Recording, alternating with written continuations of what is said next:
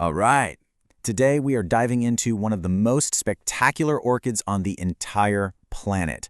This is a flower so dramatic, so over the top, that it's earned itself a really theatrical nickname. So let's get to know the star of our show. Its official name is Rossioglossum, but it's much more famously known as the clown orchid. And I mean, one look at those massive tiger-striped blooms and you totally get it. This is a plant that doesn't just quietly flower. No, it puts on a full-blown performance. And if you look really close, right into the flower's center, you'll see something pretty incredible. The way the lip and the column come together, it creates this uncanny little face. You can almost see a big wide smile, maybe some eyes. That's it. That is the exact reason it has its name. So let's get a proper introduction here. The Rossioglossum is famous for these huge, brilliantly colored flowers. We're talking about vibrant yellows and golds, just dramatically splashed with these deep reddish-brown stripes. They just have this undeniable stage presence. Now, a massive clue to understanding this plant is knowing that it's an epiphyte. So what does that mean? Well, in nature, it grows on other plants, usually way up high on tree branches. It's not a parasite, so it's not hurting the tree, it's just using it for support. And it gets all its food and water from the air, the rain, and whatever little bits of debris collect around its roots. This right here is our first major hint about the kind of environment it really loves. And that environment, well, it's both the secret to its survival and, for us, the single biggest challenge in trying to grow one. This is not your average houseplant. If you want to see that incredible flower, you have to replicate a very specific and pretty extreme little corner of the world. First off, we're talking about high altitude. The Rossioglossum lives way up in the cloud forests of Central America, often up to 3,000 meters. That's nearly 10,000 feet above sea level. So right away, you know this is a cool-loving plant. It's not your typical hot, lowland, tropical orchid. And at that altitude, it's not just near the clouds, it is literally living inside them. The air is always damp, just saturated with fog, so the humidity has to be incredibly high. We're talking consistently over 80%. Just try to picture a world that is always misty, always cool and damp. That's home for the clown orchid.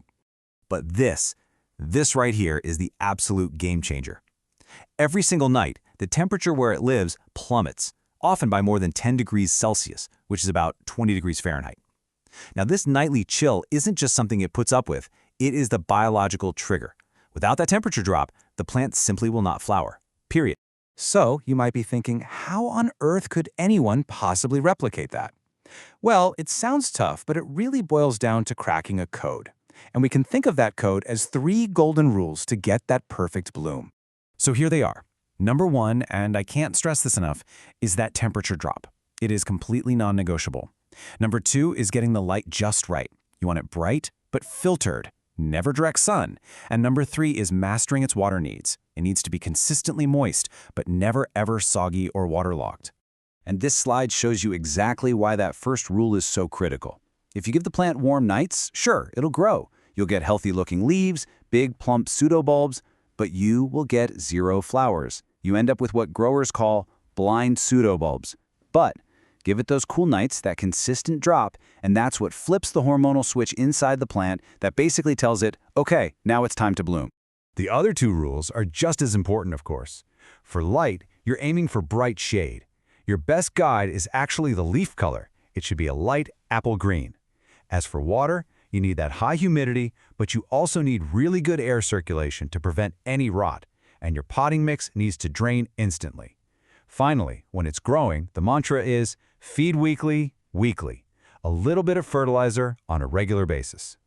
So, after all that careful work, what's the ultimate reward? Well, it's not just about getting that one magnificent flower. The Rossioglossum actually plays a much bigger role in the orchid world, from creating new hybrids to being a really important focus for conservation. First, let's just appreciate the bloom itself. It is enormous. A single flower can be 6 to 8 inches across, and because the petals have this thick, waxy texture, they last for weeks and weeks, especially if you can keep them cool. The payoff is absolutely worth the effort. Now, you can imagine breeders love to use this orchid to create new hybrids. I mean, who wouldn't want to pass on that huge flower size and that incredible tiger-striped pattern? But there's a catch. That gene for needing cool temperatures is really dominant, and it almost always comes along for the ride. And that makes the new hybrids just as challenging to grow for most people. And this is why this all matters so much, even beyond our greenhouses. Like a lot of these high-altitude specialists, the clown orchid is in serious trouble in the wild. Its cloud forest home is shrinking fast from deforestation, and it's being destabilized by climate change. Because it depends on such a narrow, fragile set of conditions, it's just incredibly vulnerable. So the bottom line is this. Growing and flowering a Rossioglossum is so much more than just a horticultural achievement.